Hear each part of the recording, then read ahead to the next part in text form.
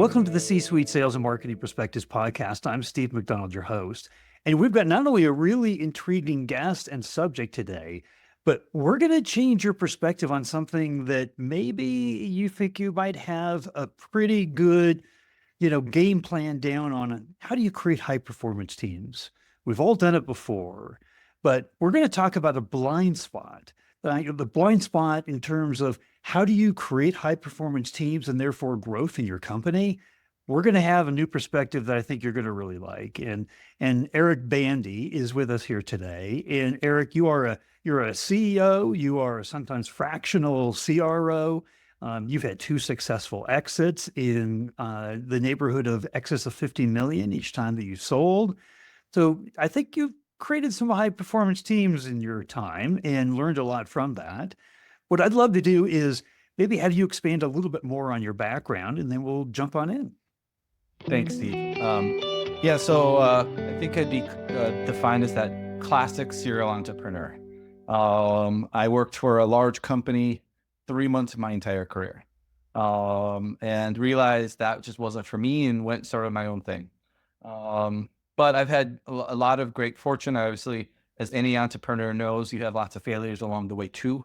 But I've had some great successes as well. So all in the IT space, most of it in the IT services space. Built one of Google's largest partners in North America, exited that to a private equity firm and merged with another company in 2020. I've had some two different product startups as well. Both the most recent two, SkyKit and Opsies, both still in existence and running. So had a bit of experience on the software side, the software SaaS side, I should say, as well as, like I said, most of my time, probably 60 to 70% of my time has been in the IT services space. And in that, I've had an opportunity to work with big players, Google, Meta, Amazon, Microsoft. So while my companies have been, smaller relatively, they're still pretty sizable global organizations. I've been in and around the go-to-market planning and execution with some behemoths. And over the course of the last number of years, it's been an interesting ride between, the initial emergence of the cloud to then the rise of machine learning and now AI. The industry is so interesting and there's so many unique opportunities happening. So it's just been a fun ride. Well, we're going to be a little bit of the benefit of that fun ride here today. And so one of the most important things is, right, in investors, and you've had significant experience with investors, they invest more in the team than they do the actual plan, right? And so that's what we're going to be talking about here today is the team and creating that high performance team. So we'll start out. You've got a very unique point of view, like I said earlier, on how to create high performance teams. And we're talking senior leadership teams. So I'll let you take it from there. Yeah, Steve. So this is something that's actually been, it's been evolving. My understanding of it has been evolving over time. I kind of fell into it naturally.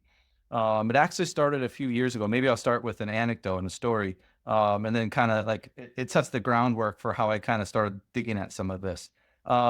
But a number of years ago, I was running a company. I'd hired a chief revenue officer and a chief marketing officer. At the same time, I was in process of selling the company. So there was a lot going on and I was fairly distracted on the process.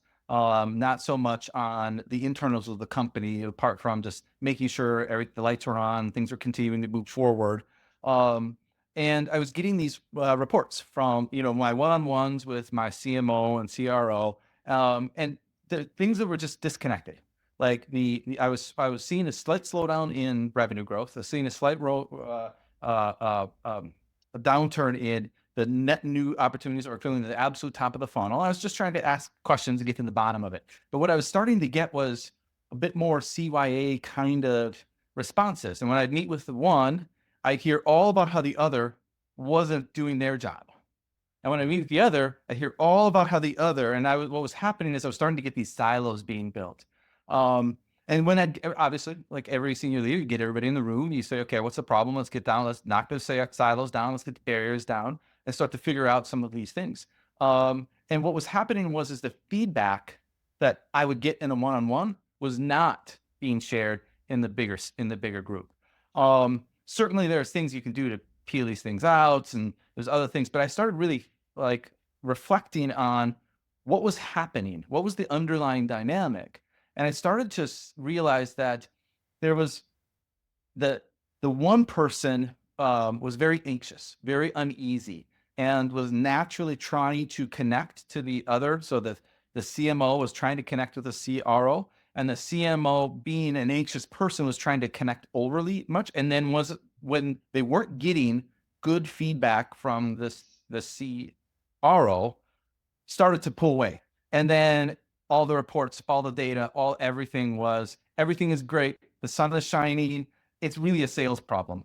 And when I talked to the CMO, what he was doing was he was actually more avoidant. So also was acting out of a place of insecurity in what was happening in the organization.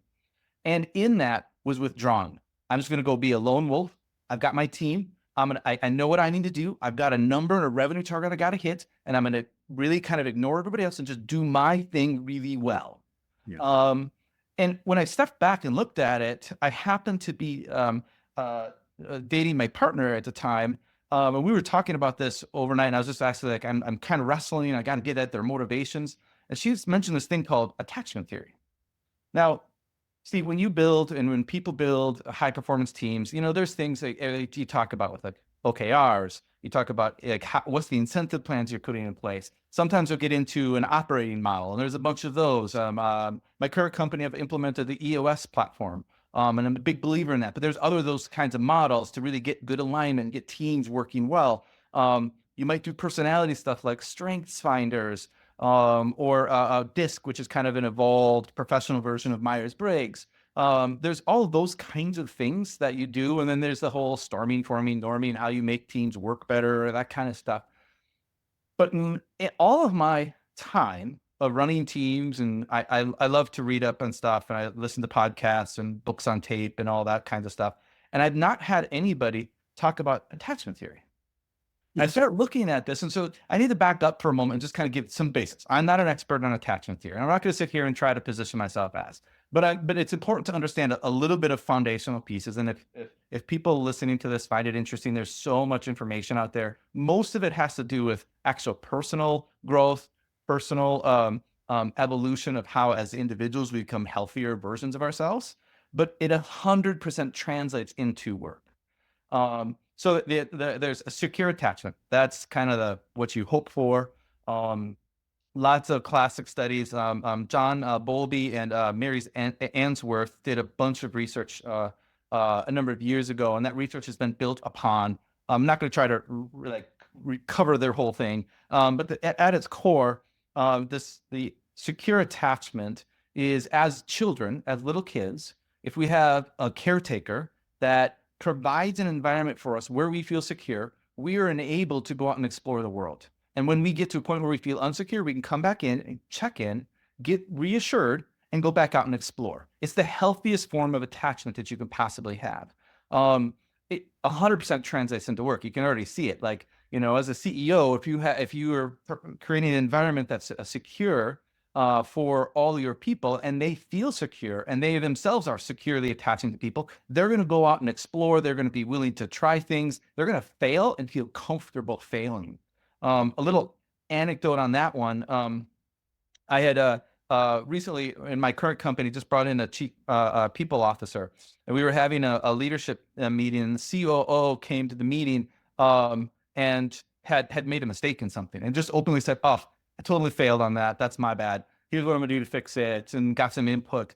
And the people officer told me yesterday, this is 6 months ago, because she didn't feel comfortable at first. But 6 months later, she told me, she's like, I've never been a part, and she's a very seasoned professional. She's like, I've never been part of a senior leadership team where someone showed up and said, that's my mistake. I failed. She's like, I didn't know how to act. I didn't know what this was. Like, to be open and transparent with one another was crazy. But it's a simple example of how secure attachment can play its way out in a leadership team. So you have secure attachment. Then you have there's three types of insecure attachments. It is avoidant or disorganized. anxious, preoccupied, and there's something called disorganized, where you kind of actually float between the two. And there's some more research that's coming out now where they position this as not compartments or like a box that you're in, but it's more of a spectrum that you're on. But the anxious individual is they're constantly needing. I'm sure people that are listening to this podcast have had people that they're managing that needs they can just tell they need a lot more reassurance. They need a lot more ability to feel like things are safe. These are people who are very risk adverse. So, I was having dinner a few weeks back with a very successful CEO, founder CEO, is running a $25 million ARR company, product company in the Bay Area. And he's his right-hand person. He was describing her and he's trying to launch these new products and how much she's resisting. And it's kind of like he's taking a step forward and she's kind of always pulling back a little bit. And he was just kind of being very open and sharing like some like what was happening. And as we talked about a little bit, it became a little bit clear. Like I think maybe she's got some anxiousness going on, and it's not. It's like it could be a part of it. You have to be careful. I should step back and use a disclaimer here. You have to be careful. We're not psychologists, likely, and you should not be psychologically diagnosing any employees. But these are tips and tricks and tools to be used as senior leaders to like think about your team members. And so, in this particular case, we started talking it through, and the person is very risk adverse, and they're in a position of a product company that's launching new products. That's a tough position to have. Your head of operations risk adverse in a product company that's launching new products on a fairly regular basis. Yeah. That you have to work through that. That is a tough one. It might not be the right seat for that person. And you might need to figure out a different way, or at least identify it and get it out in the open and discuss it. So that's an example of anxious. Avoidant is the other. And this is like that classic CRO that I was talking about, where he just, I'm going to put my head down. I'm going to do what I know to do. I got my number. I got my team. I'm just going to go and pull away from everybody else. And as long as he was good, as long as what he was achieving was successful, that's good. And it's a matter of control. In the studies with little kids, what they'd show is that the avoidant would feel insecure, and then they would just ignore their parent or their caretaker. They just like, I'm going on my own. And so it's really interesting to see how that translates into adulthood, and avoidant. And then, like I said, the last one is disorganized, where you have people who are kind of like float back and forth. Sometimes they're, really kind of needy is probably the wrong word in a professional setting. Obviously, you can see that when you have kids that have anxiety and stuff like that. In a professional setting, generally, you don't see that, especially with seasoned executives and professionals. But there is underlying motivations. And so this may be shades of gray and much more subtle, but it's still 100% true. The first work environment we all learn from is the home. It's growing up. We have a boss, it's our parent. We have coworkers, it's our siblings. We don't have the same priorities our siblings do. We don't have the same priorities that all of our coworkers do. You have somebody who's got this, head of sales.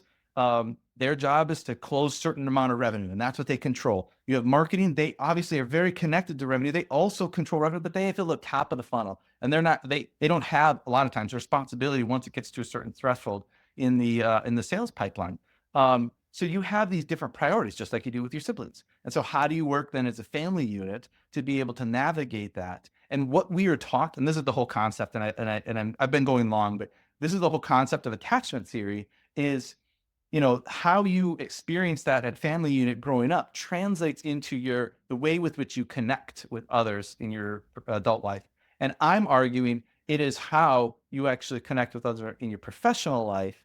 And as a CEO or as an executive, your job is to get the most performance out of your team, understanding some of that. And even if you only know like a little bit, like, because you're not going to go do psychological profiles on all your employees. But as you start to think about the framework, as you start to understand like some of the patterns, it helps you identify different things that maybe your employees or some of your team members are exhibiting, and allow you as the CEO or the senior leader to hopefully be able to adjust whether it's I have to adjust because, like in the case I both of those people turned out to be great leaders.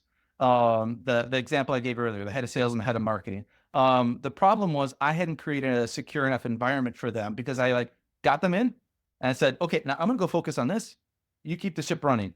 And they were left to their own without that security. And it hit me that it was my responsibility in that scenario to come back, like help them understand how they're secure, what's going to happen in this process, et cetera. And we ended up working through a lot of the stuff and got to a point where we're able to focus on the challenges of the business and not the challenges of each person and how they're trying to like make it look as good as possible. Um, You Anyways, said something in one of our previous conversations that kind of was the exclamation point on everything that you're saying here right now, which is you said, Steve, the most important thing is they need to know I have their back. yeah, Right. And there was like a study that was done, I don't know, like 30 years ago where they had kids on a play field. When the play field had a fence around it, the kids were like climbing on the chain link fence. They were like exploring their boundaries. When the chain link fence wasn't there, they were playing in the center. They didn't know where their boundaries were. They didn't know where their comfort zone was. They were more restricted, right? And what I'm hearing is when you reduce the risk, right? And one of the biggest risks is I'm going to look bad in front of my CEO or my other C-suite, right? I'm going to be ostracized. I'm going to be the weak link. And I'm not going to take chances then, right?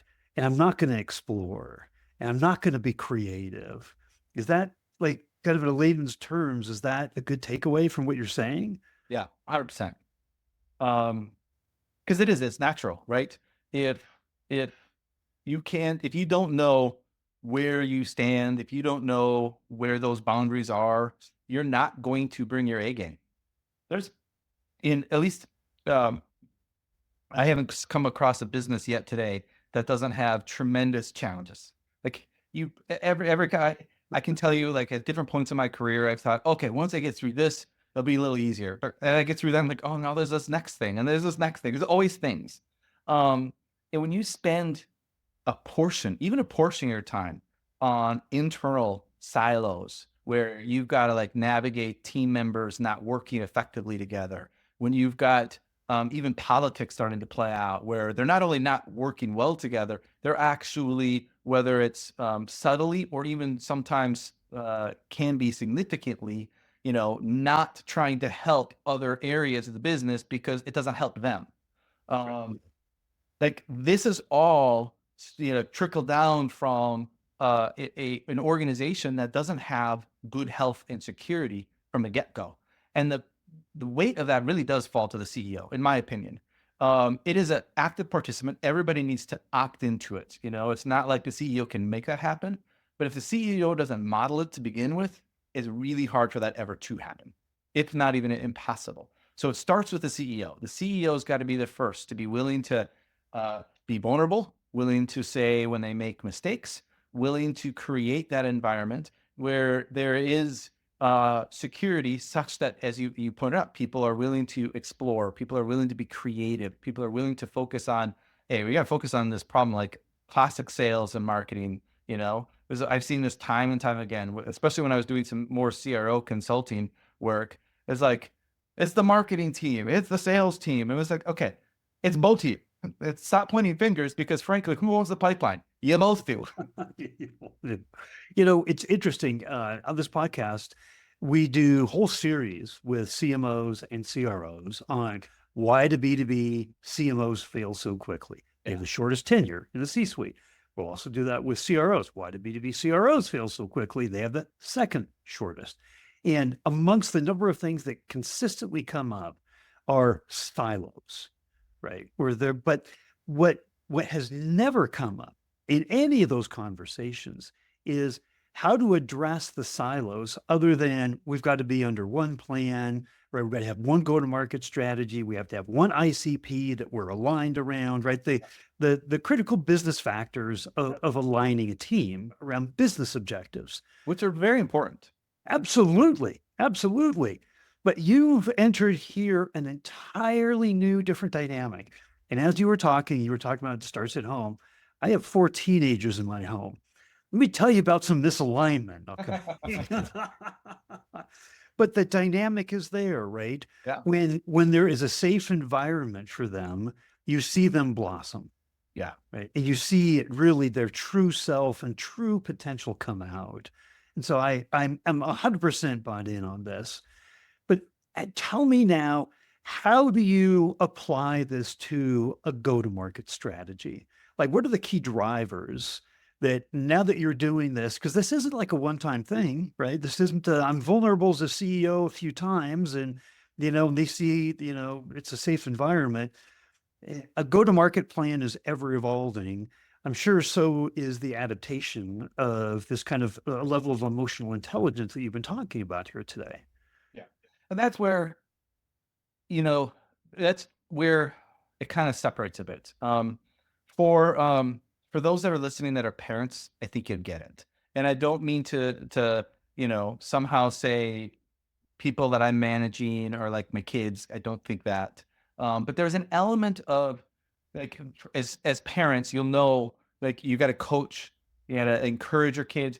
Sometimes you have to actually correct your kids, and that's where there's when you're launching go to market, especially because it's one of the reason those are some of the shortest tenures. It's some of the hardest jobs. I mean, I've always had in my career, I always had 1 foot in operations and 1 foot in go to market. And I can tell you both are hard, but operations is controllable. Yeah. You cannot control go to market. What you do is that you put forward a lot of effort, you figure things out, you put together what's your strategy, what's your plan, what's your route, how you're going to execute it, who are the people you're going to bring in to execute all this. You can do all of that. That's all controllable. But then once you launch, you're kind of like, okay, let's see how it goes. Right. And you've got Right. all these market dynamics that just play out the way they play out. And so because of that, that's what it is literally one of the hardest functional areas in any company. So as a senior leader, bringing emotional intelligence, empathy, creating a secure attachment environment, you still have to sometimes correct. You still have to be tough because you still have to deliver numbers and you still have to actually have results.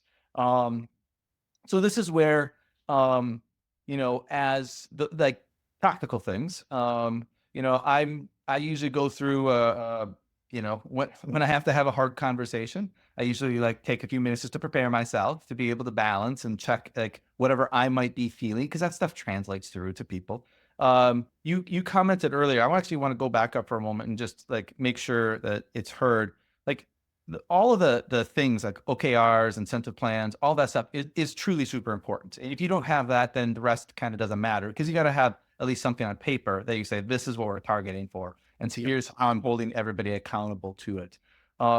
But when you get to those points when something's fallen short, you have a go-to-market plan, you have a lot of dollars, you've committed to it, and it is just not hitting the numbers. That's where you have conflict. And conflict is something that I think I haven't seen modeled really well a lot inside of the professional environment.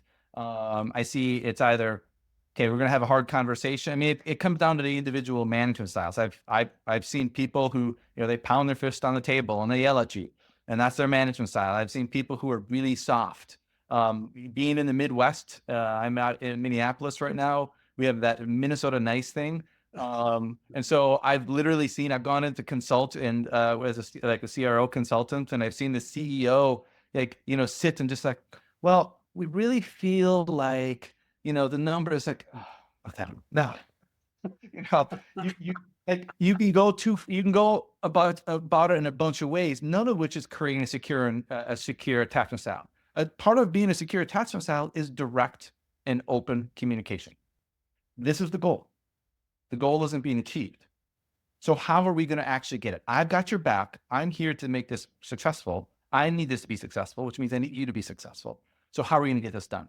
And start to make sure you're always focusing on that conversation. Sometimes the person's the wrong person.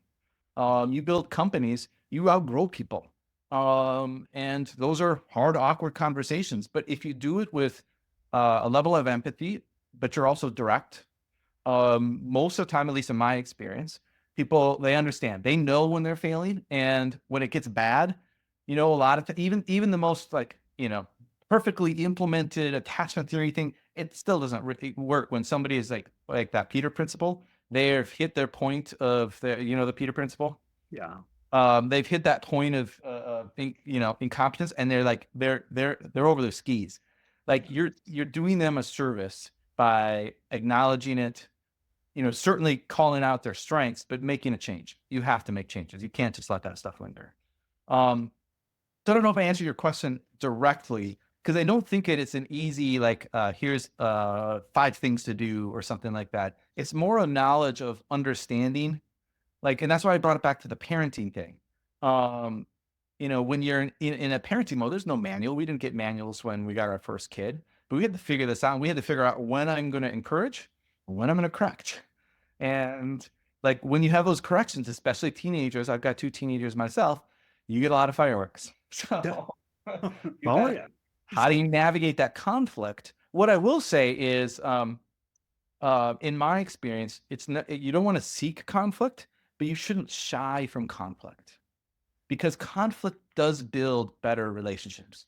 So if you've got a high performing team, you're going to get conflict. And if you've done a good job of creating a secure environment, and so people are exploring, they're being creative, they're not afraid to throw out ideas, and even crazy ideas, or even say, I want to go try something, and they go try it and it fails. And sometimes maybe there's an unintended consequence because they tried a new market initiative and it kind of blew up on us a little bit.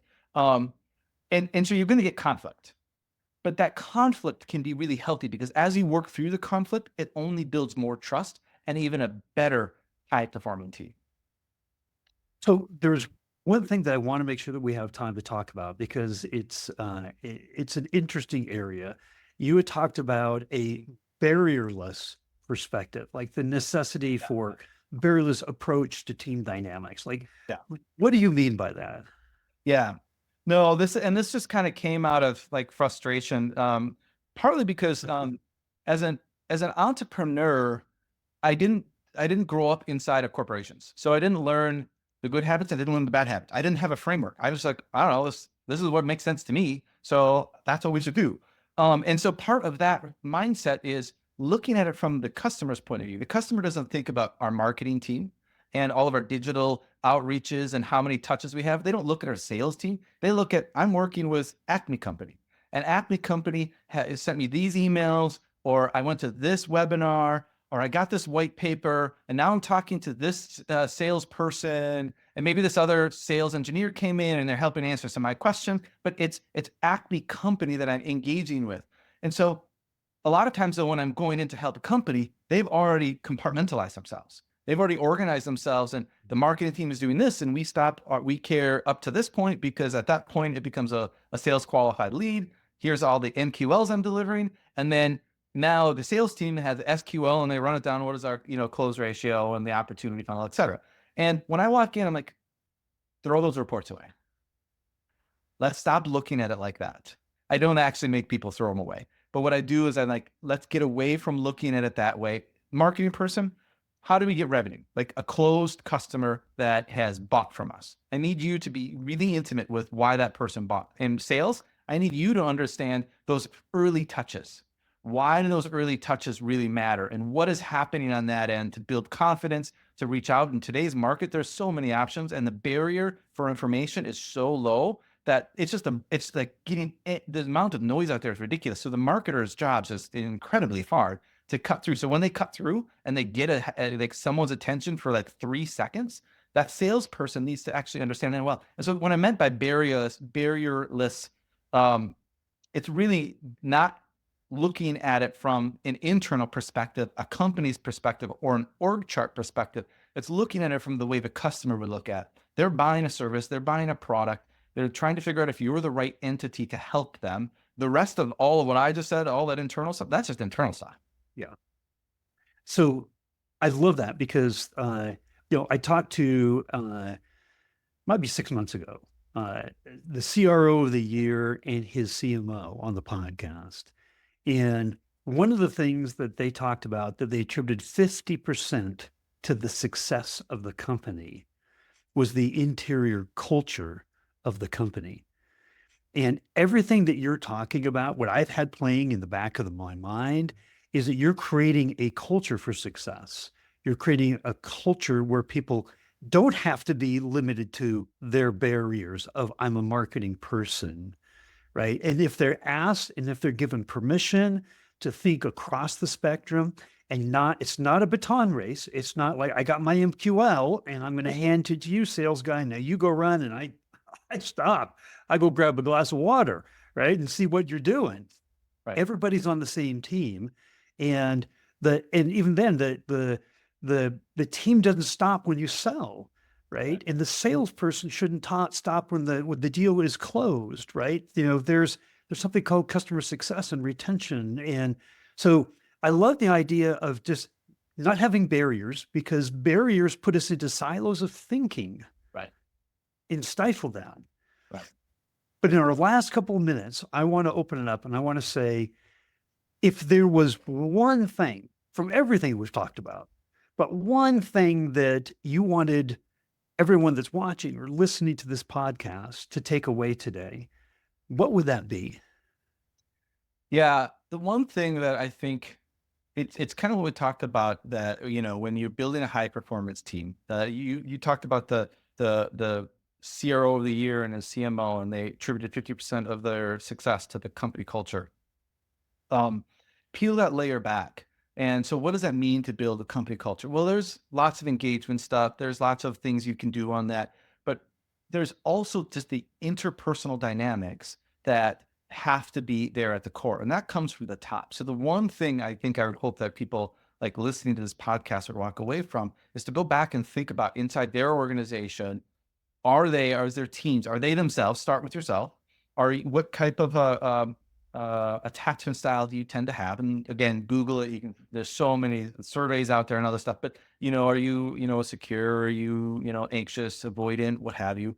And then start to think about the other people around you, and then start thinking about how can we break those barriers down and create an environment where there is that kind of security, such that you get creativity, you get people putting down, okay, I got to run this report so I can show all my MQLs, because then that means I'm golden and I should be able to hit my OKR.